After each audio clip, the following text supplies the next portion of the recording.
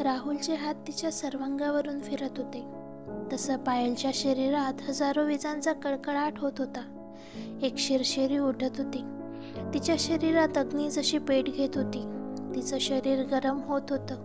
राहुलचे हात आता पायलच्या कंबर पोटावरून आता तिच्या पूर्ण शरीरावर फिरू लागलेत. तोच पायल राहुलचा हात पकडला. पायल म्हणाली, नको ना राहुल. पण आज राहुल तिचा ऐकणार नव्हता. राहुल म्हणाला, नको काय, हक्काची बायको आहेस माझी.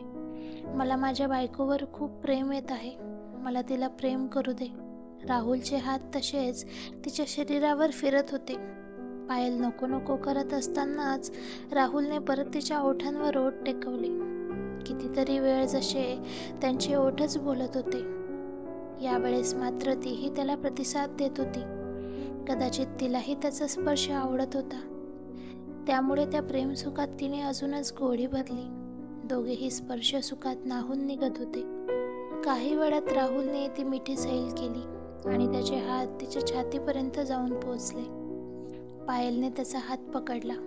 पायल म्हणाली, नको ना राहुल. अरे उशीर होईल. राहुलने तिच्या ओठांवर बोट ठेवले आणि स्वतःचे हात परत तिच्या छातीकडे वळवले.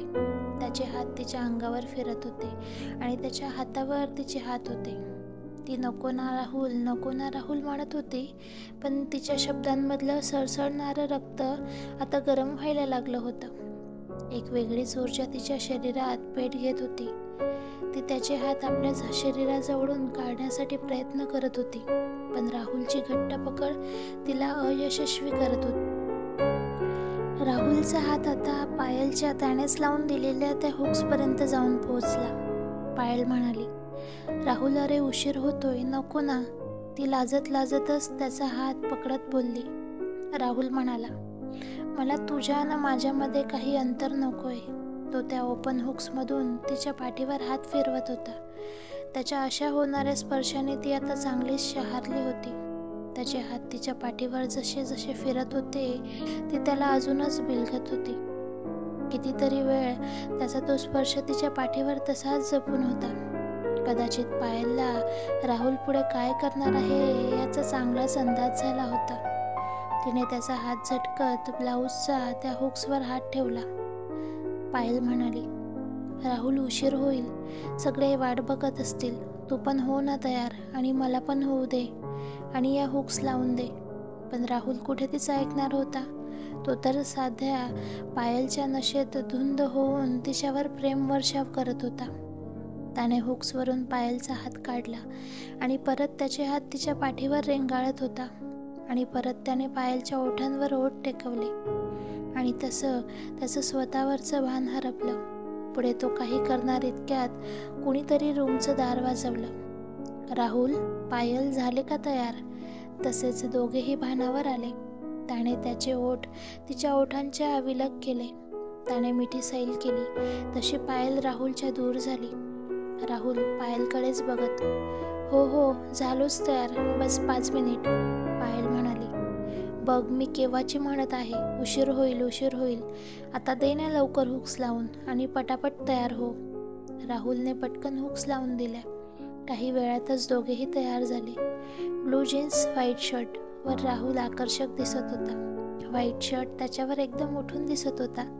इतक्यात त्याची नजर पायलवर पडली. तो तिला एकटक बघत होता. डिझायनर ब्लाऊज, सिंपल ओपन पदर असलेली साडी, त्यावर मॅचिंग अशा बांगड्यांचा किणकिण आवाज, जसं त्या रूममधल्या शांत वातावरणात संगीताचं काम करत होत्या. पाठीवर अर्धवट मोकळे सोडलेले केस, तिच्या नाजूक अशा ओठांवर हलकसं तिने लावलेलं रेड कलरचं लिपस्टिक, जणू एखाद्या मूर्तीच्या ओठांवर कोरीव काम केल्यासारखं दिसत होते. पायात असलेल्या पैंजणांचा आवाज जसं त्या तिच्या हातात असलेल्या बांगड्यांच्या आवाजासोबत सूर पकडत होत्या.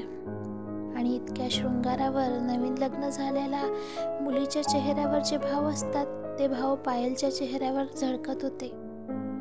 पायलचं शरीर एकदम आकर्षक दिसत होतं. ती बेडवरचं तिचं सामान आवरत होती. तिचं राहुलकडे लक्षच नव्हतं. राहुल पायलला न्याहाळत तिचं आजचं रूप डोळ्यात साठवत होता. रूममध्ये शांतता होती.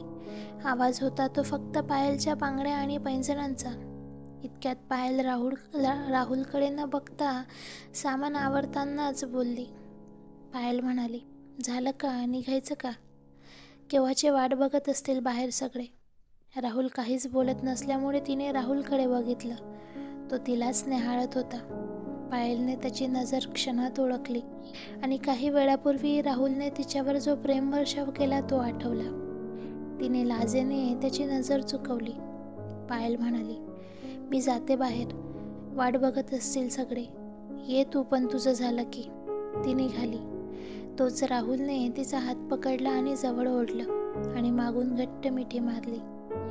पायल त्याच्याकडे वळली. राहुलने तिला अजून घट्ट मिठीत घेतलं. राहुल म्हणाला, पायल, आय लव्ह यू. त्यावर ती म्हणाली, काय? I love you too. राहुलने मिठी सैल केली आणि तिचा चेहरा दोन्ही हातांच्या ओंजळीमध्ये घेतला आणि तिच्या ओठांवर ओठ ठेवणारच तर पायल बोलली, राहुल देव, उशीर होईल राहुल, जाऊ दे ना मला, सगळे काय विचार करत असतील बाहेर. राहुल म्हणाला, आज तुला सोडायची इच्छाच होत नाहीये, मला एक छोटासा किस करू दे ना. नको ना, आत्ता नको, खरंच आधीच मला खूप उशीर झाला. राहुल पायलला म्हणाला, पायल राहू दे ना, आपण दोघे नाही जाऊ, घरीच थांबू, मला आज तुला अजिबात सोडावंसं वाटत नाहीये. अरे, सगळे काय विचार करतील, आपण जाणार म्हणजे जाणार. राहुलने तिला घट्ट मिठी मारली. पायल म्हणाली, सोड ना मला, खरंच जाऊ दे आता. राहुल, तू मला एक प्रॉमिस करशील तर सोडतो. पायल, प्रॉमिस? राहुल, हो पायल. कसलं प्रॉमिस?